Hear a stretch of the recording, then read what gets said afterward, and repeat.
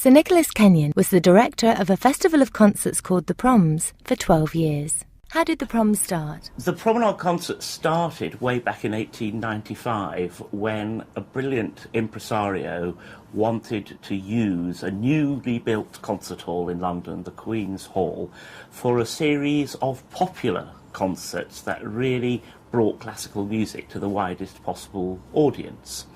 There were important classical concerts during the year, but in the summer people tended to go away, society life finished, and so he had the brilliant idea of taking away all the seats on the floor of the hall where the expensive people usually sat and letting people come in and stand there and walk around and have a very informal experience of concert going. The name Proms is an abbreviation of promenade concerts, and it basically means that people are able to walk around and stand during the music. How long did the Proms last?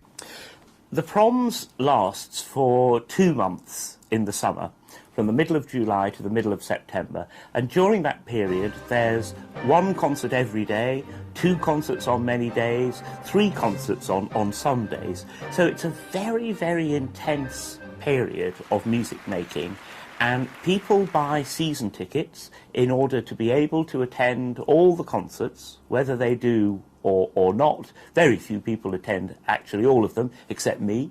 And they come and they queue during the day in order to get the best places in the floor of the hall where they stand. World-class musicians perform at the Proms for much lower fees than they would expect to receive. Why do you think that is? I think the Proms has an absolutely unique atmosphere. That's what orchestras and conductors who come here say. And so people do want to come and perform. What you get at the Proms is a wonderful mixture of total informality and total concentration. So that although people don't dress up to come to the Proms, they behave how they want, they actually absolutely listen to the music. And that is a feature that so many conductors and orchestras really comment on. The level of concentration is absolutely amazing.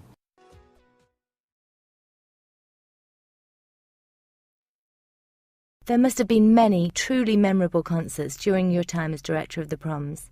Could you tell us about one of them? The death of Princess Diana was particularly difficult because, of course, she lived just across the road in Kensington Palace from where the Proms happen in the Royal Albert Hall. We changed some programmes to make them more appropriate. On the day of her funeral, we put in Fauré's Requiem to the programme. Very oddly, we had programmed 2 or 3 requiems in that last 2 weeks of the season, and they fitted very, very well. We then lost another major figure of the musical world, the conductor Sir George Solti, who was to have conducted the Verdi Requiem on the last Friday of the season. And he had been a very good friend of Princess Diana, and indeed had rung me up just after Diana's death to say that he wanted to dedicate this Verdi Requiem to her memory. As it turned out, he died just a week later, and so another conductor, Colin Davis, took over that Verdi Requiem and dedicated it to both of them, and it was a fantastically charged atmosphere in the hall. I can't remember such an electric occasion as that. I understand there was also another spooky coincidence in the programme at the time of Diana's death. Could you tell us about it? A wonderful American composer called John Adams had written an absolutely wonderful piece which we were going to do on the last night of the Proms in 1997. Unfortunately, it could have been called absolutely anything, this piece. It's a whirling, abstract piece of fanfare music. Unfortunately, he had called it Short Ride in a Fast Machine. And so it was perfectly obvious from the first moment that we had to take that piece out and change the programme.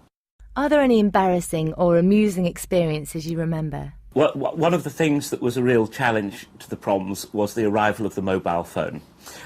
Because in the beginning people didn't know how to use them, when to switch them off, and the Albert Hall is a very, very big space, and mobile phones would go off in concerts, and it could be very embarrassing. Usually because they were in the middle of the music, conductors just ignored them and people got embarrassed and switched them off.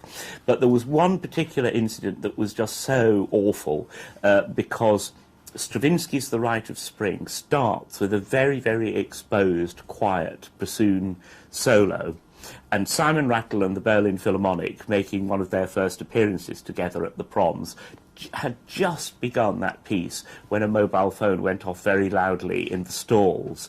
And Simon Rattle stopped the bassoonist and turned round and glared at this person in the stalls, and there was a round of applause and everything. So anyway, that it restarted and the performance was a spectacular success, and it was wonderful. But this was such an incident that he had actually stopped it, that it became the subject of a lot of media attention, and there were paragraphs in the papers. And I had to go and be interviewed the next day at home for a Radio 4 programme about mobile phones going off in concerts. And in the middle of this interview, my own phone went off. And it's a wonderfully classic little bit of tape. My embarrassment at the same thing happening to me.